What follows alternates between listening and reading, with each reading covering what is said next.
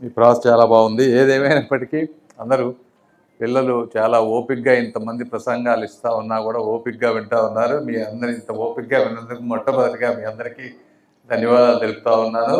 అదేవిధంగా రాఖీ శుభాకాంక్షలు అందరికీ. ఇక్కడ చాలామంది చెల్లెములు ఉన్నారు.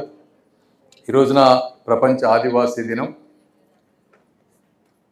అంటే ఒకప్పుడు మీరు చరిత్రలోకి వెళ్తే ఇలాంటివి ఏవి జరిగేవి కాదు.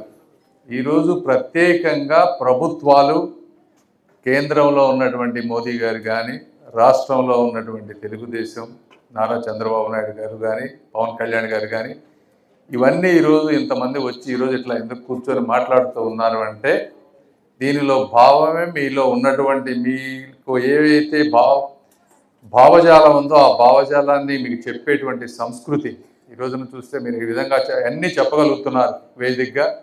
ఇవన్నీ వినగలుగుతున్నాం. వీటన్నిటినీ మీరు 10 చెప్తే 10లో 10 అవ్వకపోయినా కనీసం ఒక్కొక్క సంవత్సరం ఒక 2-3 అన్నా అయ్యే విధంగా చేయటం కోసమే ఈ ప్రభుత్వాలు ఎటువంటి మంచి కార్యక్రమాలు చేస్తూ ఉన్నాయని మీరు అందరూ తెలుసుకోవాలి. రెండోది, ఇంతకుముందు చరిత్రలో ఎప్పుడు వేరే ప్రభుత్వాలు ఉన్నప్పుడు ఇలా జరిగిన పరిస్థితులు చాలా తక్కువ. రెండోది, చాలామంది పిల్లలు ఉన్నారు కాబట్టి ఇలా దినోత్సవాలు ఒకసారి చరిత్రలో ఉన్నటువంటి మహాపురుషుల గురించి కానీ, మంచి పురుషురాళ్ళ గురించి కానీ తెలుసుకోవాలి. మీ అందరికీ తెలుసు అల్లూరి సీతారామరాజు. ఆ రోజు ఆయన అంటే ఇవన్నీ చాలా స్ఫూర్తిదాయకమైన అంశాలు. ఆ రోజు ఆయన చనిపోయినా కూడా ఆయన వెలిగించినటువంటి విప్లవ జ్యోతి ఈరోజు మళ్ళీ మనం వెళ్ళి దండలేసే విధంగా ఎన్ని సంవత్సరాల తర్వాత కూడా ఉంటుంది. కాబట్టి ఎవరైతే పోరాటం చేస్తారో, పేద ప్రజల గురించి వారి జీవితాన్ని అంకితం చేస్తారో వారు ఎప్పుడూ కూడా ప్రపంచ చరిత్రలో మిగిలిపోతారు తప్పించి వెళ్ళిపోరని తెలుసుకోవాలి. ఇంకోటి, ఏకలవ్య గారు, మీకు వారి గురించి కూడా తెలుసు. ఆయన చేసినటువంటి మరి మహాభారతంలో ఇటువంటి ఒక వ్యక్తి ఉండటం అనేది కూడా చాలా గొప్ప విషయం. సొంతగా అవకాశాలు ఉన్నా లేకపోయినా తన కాళ్ళ మీద తను నిలబడి ఏ విధంగా ఒక విద్యను నేర్చుకున్నారు, అదేవిధంగా వచ్చిన మూలాలని మర్చిపోకుండా గురుదక్షిణ ఏ విధంగా చేశారు. ఈ రోజుల్లో చూస్తూ ఉన్నాం. ఈరోజు కొంతమంది ఈజీగా మనం వచ్చిన మూలాలను మర్చిపోతూ ఉన్నారు. కాబట్టి ఏకలవ్య లాంటి వ్యక్తులు మీ అందరికీ ఒక స్ఫూర్తి. మూడో వ్యక్తి వెన్నెలకంటి రాఘవయ్య గారు. ఆయన ఆ రోజు గొంతు లేని వారి కోసం గొంతు విప్పినటువంటి మహోన్నతమైనటువంటి వ్యక్తి.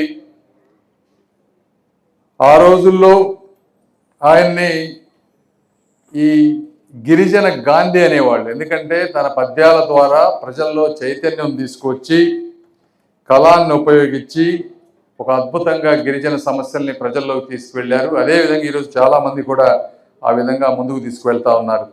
మరొకసారి రాష్ట్ర ప్రభుత్వం తీసుకుంటే మొట్టమొదటిసారిగా సెంట్రల్ ట్రైబల్ యూనివర్సిటీ తీసుకొచ్చినటువంటి వ్యక్తి శ్రీ నారా చంద్రబాబు నాయుడు గారు. ఆంధ్రప్రదేశ్లో ప్రత్యేకంగా ట్రైబల్ వాళ్ళ గురించి. అదేవిధంగా ఎక్కడ పోయినా కూడా దేశ విదేశాల్లో అరకు కాఫీ బ్రాండ్ అని మీరు ఒకసారి చూస్తే అరకు కాఫీ ట్రైబల్స్ నుంచి వచ్చినటువంటి కాఫీ. చంద్రబాబు నాయుడు గారు ఏ మినిస్టర్కి వెళ్ళినా ఇచ్చేటువంటి గిఫ్ట్లు కొన్ని ఉంటాయి. ఒకటి వెంకటేశ్వర స్వామి బొమ్మ, రెండోది తిరుపతి లడ్డు, మూడోది అరకు కాఫీ.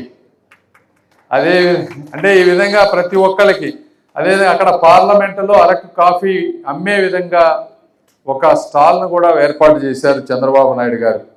అదేవిధంగా మీరు ఈరోజు చూస్తే పవన్ కళ్యాణ్ గారు మన్యంలో ఎక్కడెక్కడ ఉన్నాయో ఆ ప్రాంతాలన్నింటిలో కూడా రోడ్లు వేస్తున్నటువంటి వ్యక్తి పవన్ కళ్యాణ్ గారు. ఇది కూడా మనం అందరం గుర్తుపెట్టుకోవాలి. స్కూల్స్ ఈరోజు మళ్ళీ ఎక్కడెక్కడ స్కూల్స్ అయితే ఇబ్బందుల్లో ఉన్నాయో అన్ని స్కూల్స్ని నారా లోకేష్ గారు తీసుకొని మీ అందరికీ సౌకర్యాలు ఉండే విధంగా, బాత్రూమ్లు ఉండే విధంగా, మంచి యూనిఫామ్స్, బుక్స్ ఉండే విధంగా అన్ని స్కూల్స్ని తీసుకొస్తున్నారు. మరి ఈరోజు ఒకసారి మోదీ గారిని తీసుకుంటే మొట్టమొదటిసారిగా ఏకలవ్య స్కూల్స్ అని ఒక పేరు పెట్టి ఆదివాసీలకి గుర్తింపు తీసుకువచ్చి అద్భుతంగా ఇండియా మొత్తం ఏకలవ్య స్కూల్స్ పెట్టినటువంటి వ్యక్తి నరేంద్ర మోదీ గారు. ఎందుకంటే నేను మొన్న ఛత్తీస్గఢ్ వెళ్ళా. ఛత్తీస్గఢ్లో నక్సలైట్లు అత్యంతగా ఉన్నటువంటి ప్రాంతం. ఆ ప్రాంతంలో కూడా మీరు వెళ్ళి చూస్తే ఒక అద్భుతమైనటువంటి రోడ్లు కానీ, ఏకలవ్య స్కూల్స్ కానీ ఇవన్నీ ఉన్నాయి నక్సల్స్ ఎఫెక్టెడ్ ఆదివాసీ ప్రాంతాల్లో. ఇవన్నీ యాక్చువల్గా మన మోదీ గారికి వెళ్ళినప్పుడు నేను కూడా చెప్పాను, సార్ ఆ ప్రాంతంలో చాలా అద్భుతంగా డెవలప్మెంట్ ఉంది, ఎలా మీరు ఇన్ని మంది ముఖ్యమంత్రి ప్రధానమంత్రులు వచ్చారు ఎవరు చూడలేదంటే, ఈ దేశం అంతా కూడా నేను 80% నేను కాలినడకన అంతా తిరిగాను కాబట్టి ఆ ప్రాంత ప్రజల కష్టాలు ఇవన్నీ నాకు తెలుసు. అందుకని వాటిని ఒక యాస్పిరేషనల్ డిస్ట్రిక్ట్ లా తీసుకొని నక్సలైట్స్ ఉన్నా కూడా ఆ ప్రాంతంలో అద్భుతమైన డెవలప్మెంట్ చేస్తూ ఉన్నారు. అందులో ఒక ప్రాంతానికి వెళ్తే ఒక స్కూల్లో ఐఏఎస్ ఐపీఎస్ గ్రూపు, అదేవిధంగా ఇంజనీరింగ్ మంచి చదివే వాళ్ళందరూ ఆదివాసీ పిల్లలందరినీ తీసుకొని ఒక స్కూల్ పెట్టి మంచి ట్రైనింగ్ ఇస్తూ ఉన్నారు. అక్కడి నుంచి చాలామంది ర్యాంకులు వచ్చి ముందుకు వెళ్ళారు అని చెప్తా ఉన్నారు. ఈ విధంగా అదేవిధంగా పిఎం జన్మన్ మామూలు ప్రాంతాల్లో స్టేట్ సెంట్రల్ గవర్నమెంట్ 1,20,000 రూపాయలు ఒక ఇంటికి ఇస్తుంది. అయితే ఆదివాసీలు ఉన్న ప్రాంతంలో 2 లక్షల పైన ఒక ఇంటికి ఇచ్చేటువంటి పరిస్థితి. అదేవిధంగా రోడ్లు ఎన్ని కావాలంటే అన్ని రోడ్లు వేసుకునే విధంగా ఈ విధంగా చేస్తూ ఉన్నారు. కాబట్టి కేంద్ర రాష్ట్ర ప్రభుత్వాలు ఈ రోజున చాలా ఒక నిబద్ధతతో కట్టుబాటుతో మీ అందరికీ సేవ చేయాలని ఉన్నారు. అదేవిధంగా ఈరోజు నాయకులు ఇక్కడ లోకల్ ప్రాంత సమస్యలు చాలా చెప్పారు, అన్నీ రాసుకున్నా. మీకు ఫారెస్ట్ ల్యాండ్ని అగ్రికల్చర్ ల్యాండ్గా చేయాలని కోరిక ఉంది. అదేవిధంగా ఆన్లైన్ స్కూల్స్లో రిజిస్ట్రేషన్ ప్రాబ్లం ఉందన్నారు. లాంగ్వేజ్ రికగ్నిషన్ ఇష్యూ, కొంతమందికి బ్యాంక్ లోన్స్ లేవంటున్నారు. ఆధార్ కార్డు ఇష్యూస్ ఉన్నాయంటున్నారు. అదేవిధంగా గుంటూరులో ఒక ట్రైబల్ ఆఫీసర్ కావాలన్నారు. దీనికన్నా ముఖ్యంగా గిరిజన భవన్ 50 అది కంప్లీట్ చేయాలని అడిగారు.